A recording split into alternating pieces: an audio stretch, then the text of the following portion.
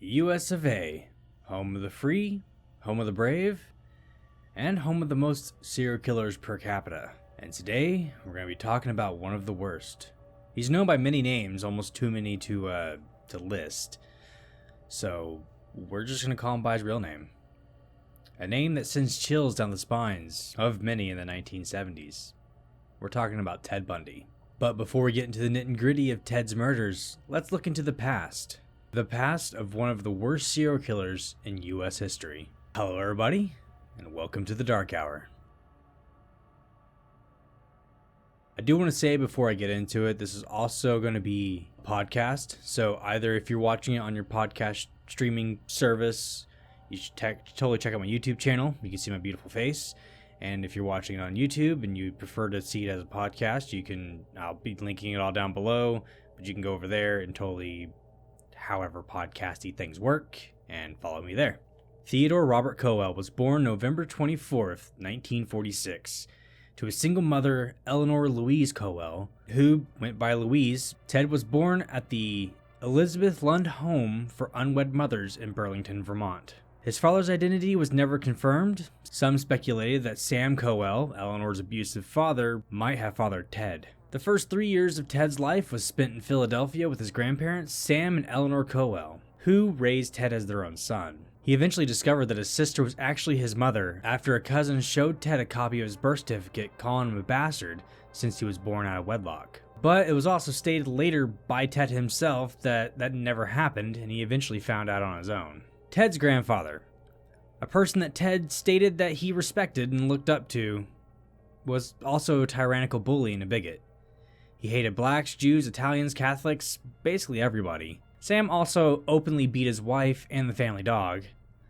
Sam would even torture neighborhood cats by swinging them by their tails, and had even thrown his youngest daughter down a flight of stairs, just for oversleeping. Considering Ted idolized his grandfather, you can kind of see where this is going. Julia, one of Ted's sisters, recalled waking up from a nap surrounded by knives, with the 3-year-old Ted just sitting there at the edge of her bed, smiling creepily. But Ted held a lifelong resentment for his mother for never telling him who his father was, and for having to discover himself that she was actually his mother. This is where it gets kind of confusing, because even though Ted did state that he never found out who his mother was until later on in his life, in 1950, Louise moved to Tacoma, Washington, with some of her cousins, changing her last name to Nelson. She also moved with Ted. So if Ted didn't know that she was his mother at that point in time, why did he move with her? And why did he also change his last name? In 1951, Louise met a man by the name of Johnny Bundy at a singles night at the local church. They married a year later, and Johnny adopted Ted, giving Ted his infamous last name, Bundy. When Ted was growing up, he considered himself a loner, not able to understand or interpret relationships. Classmates at Woodrow Wilson High School would beg to differ, saying that Ted was well-known, well-liked, and very charismatic. As Ted grew older, he would travel his local neighborhood in Tacoma, picking through trash cans in search of pictures of naked women.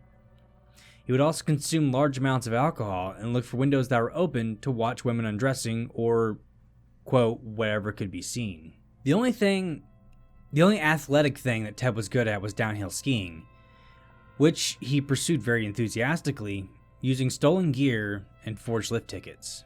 After graduating high school in 1965, Ted attended the University of Puget Sound for about a year, then transferred to the University of Washington, where he studied Chinese. In 1967, Ted became romantically involved with a fellow student named Stephanie Brooks. I do want to point out, Stephanie goes by a lot of names according to Ted, but we're just going to stick with Stephanie for ease of use. In 1968, Ted dropped out of university to work a series of odd jobs. He also volunteered at the Seattle, Washington office of Nelson Rockefeller, a presidential candidate at the time, and he was also the personal driver and bodyguard for Arthur Fletcher during his campaign for Lieutenant Governor of Washington. In August of 1968, Ted attended the Republican National Convention in Miami, Florida, as Rockefeller's representative. It was also around this time that Stephanie broke up with Ted, stating that he was immature and lacked ambition. This was a very pivotal moment in Ted's life, that might have actually been a factor of what he was to become. We'll get into that a little bit later. Devastated, Ted travels from Colorado to Arkansas, then up to Philadelphia, where he enrolled in Temple University, but only stayed for a little while, returning back to Washington, where he met Elizabeth Clofer? Sorry if I'm mispronouncing these names, not good at last names. Where he met Elizabeth Clofer, who worked at the University of Washington. Clofer would actually be a long-standing relationship with Ted. In mid-1970, Ted was now focused on re-enrollment to the University of Washington, where he majored in psychology. Ted became an honor student and was well regarded by his professors. Ted graduated from the University of Washington in 1972 and joined Governor Daniel J. Evans, where he posed as a college student and shadowed Evans' opponent and recorded speeches so that way Evans' team could analyze them. Evans would go on to appoint Ted to the Seattle Crime Prevention Advisory Committee. After Evans was elected, Ted was hired as an assistant to Ross Davis, a chairman of the Washington State Republican Party. Davis would think well of Ted, saying that he was smart, aggressive, and a believer in the system. In 1973, despite low SAT scores, Ted was accepted into the law school at the University of Utah because of his recommendation letters from Evans, Davis, and several of his professors back at Washington. During a trip to California on a Republican Party business, Ted met back up with Stephanie Brooks, where he rekindled their relationship. Stephanie was shocked at how Ted had become serious, dedicated, and professional, and seemed to be on the cusp of possibility of becoming a political leader. Ted would also date Elizabeth back in Washington, and the two women would never become aware of each other. Stephanie would even fly to Seattle to stay with Ted for a few days, where they discussed marriage, and he even introduced Davis to his fiancée. His now fiancée. In 1974, despite all the plans, Ted abruptly cut off communications with Stephanie. And about a month later, after countless phone calls and letters, she finally got a hold of Ted. And when she asked why he ended their relationship without so much as an explanation, Ted would simply reply in a calm, flat voice. Stephanie, I have no idea what you're talking about. And then he hung up. That was the last time that she ever heard from Ted. He later explained that he just wanted to prove himself that he could marry Stephanie if he wanted to. Planning the entire courtship, rejection, as an act of vengeance just for breaking up with him. It was around this time, in 1974, that Ted had stopped attending classes and young women all around the state began to disappear. There's no telling when Ted Bundy started killing. He told many different stories to so many different people and refused to divulge any details about his earlier crimes. He told some that he didn't kill until 1972, and he told others that he started in 1967. Others believe he even started in his early teens. One of Ted's earliest documented cases was in 1974 when he was 27 years old. Shortly after midnight on January 4th, 1974, around the time that he ended his relationship with Stephanie, Ted entered the apartment of 18-year-old Karen Sparks, a dancer and a college student at the University of Washington. Ted bludgeoned Karen with a metal bed frame. He then proceeded to sexually assault her with the same frame, causing extensive internal injuries. Karen was left alive and was unconscious for about 10 days. She survived, but sustained permanent physical and mental disabilities. About a month later, on February 1st, Ted snuck into another apartment. This one was rented by Linda Ann Headley, a radio weather reporter.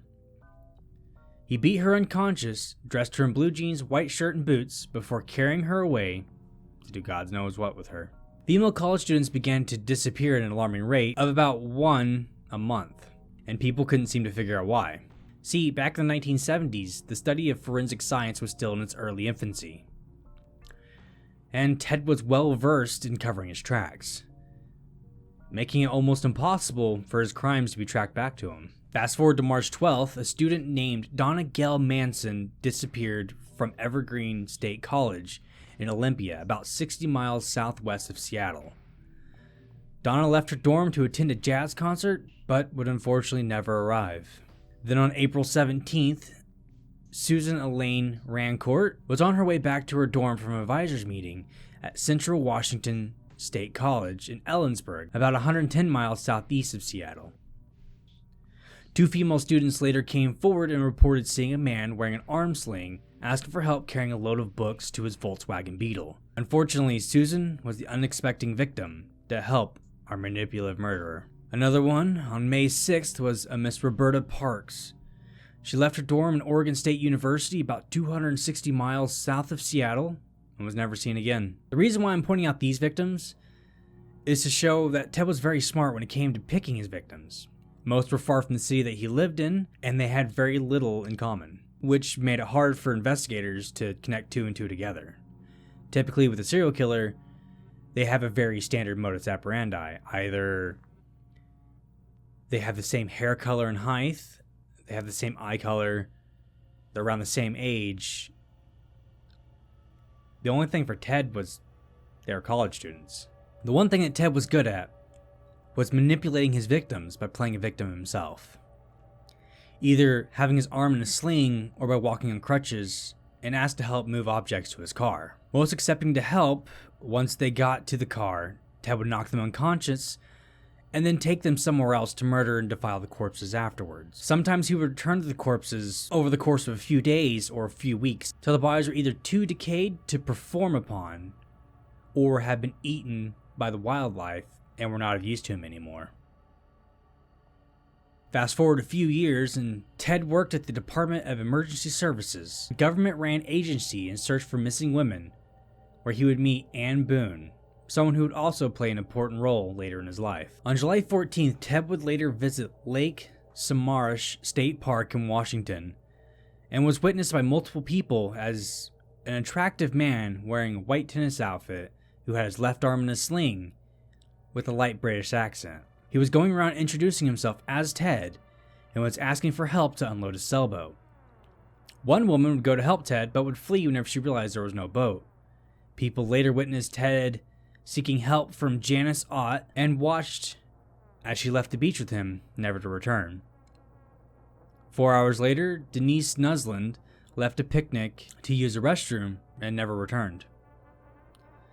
Ted forced one of the 2 women to watch as he murdered and defiled the corpse and then murdered the other. Or so he stated, and then denied, and then stated again.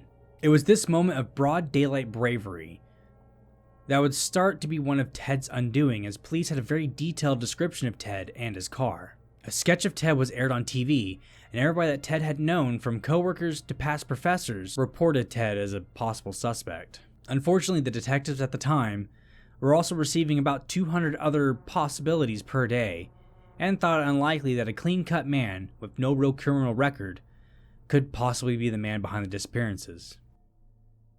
Ted re-enrolled into the University of Utah Law School, where he dated a slew of women even though he was still seeing Elizabeth Clofer. Ted attended class where he realized that the other students got in on intelligence and not just merit, and were much more intelligent than himself, and he was unable to understand his class. This devastated Ted and worsened his inferiority complex, and started a new sling of murders. In September, Ted would strangle and rape an unidentified hiker in Idaho.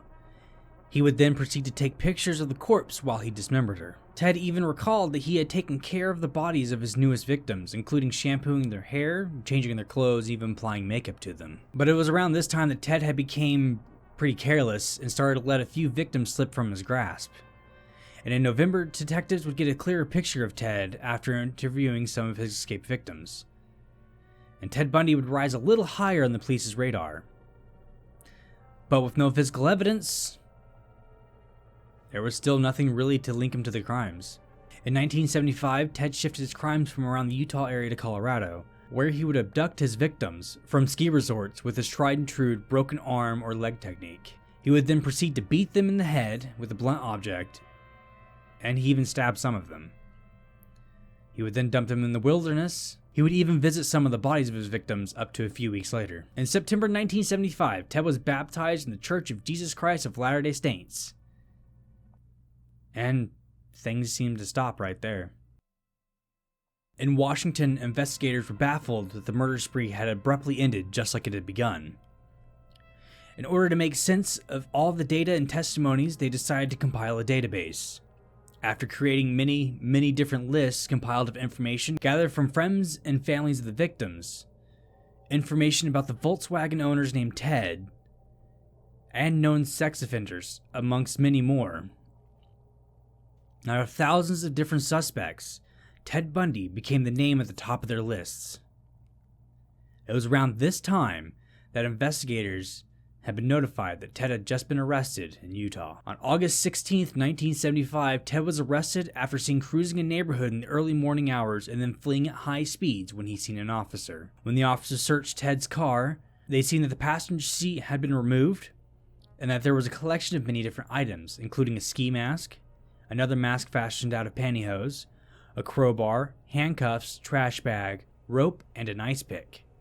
Items that Ted would try to say were just random household items. Since Ted was at the top of the list of suspects in the recent string of murders, his apartment was searched. The investigators found guides to ski resorts to where some of his victims had disappeared from, and brochures from high schools where his other victims had attended. But this was still not enough evidence to keep Ted detained, so they had to release him. Ted would return home and burn his hidden photographs of his victims, the photos that police unfortunately never found. The photos that would have stopped Ted dead in his tracks.